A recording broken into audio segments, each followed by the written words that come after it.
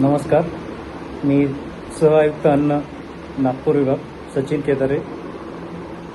आज जो गोरस भांडार वर्धा या प्रकरणी माननीय उच्च न्यायालय नागपूर येथे माननीय न्यायालयाने जो निकाल दिलेला आहे त्या संदर्भात मी सांगू इच्छितो की माननीय न्यायालयाने या प्रकरणी वर्ध्याचे सहाय्यक आयुक्त अन्न यांनी केलेल्या परवाना निलंबनाची कारवाई बेकायदेशीर असल्याचे कुठेही नमूद केलेले नाही. तथापि अन्न औषध प्रशासनाचे सहाय्यक आयुक्त अन्न यांना असलेले तात्काळ प्रभावाने परवाना निलंबन करण्याचे आदेश देखील मान्य करण्यात आलेले आहेत.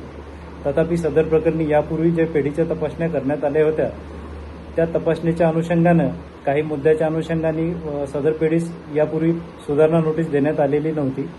सबब माननीय न्यायालयाने सदर गोरस भांडार या आस्थापनेस सुधारणा नोटीस देण्याचे निर्देश दिले असून तसेच सदर प्रकरणी जे बटर मिल्कमध्ये अखाद्य बर्फ वापरण्याचा प्रकार निदर्शनास आला होता हा गंभीर प्रकार माननीय न्यायालयाने लक्षात घेऊन सदर अन्न पदार्थ प्रकरणी प्रतिबंधित आदेश सहाय्यक आयुक्त अन्न देऊ शकते अशाबाबतची मुभा देखील माननीय न्यायालयाने दिली आहे.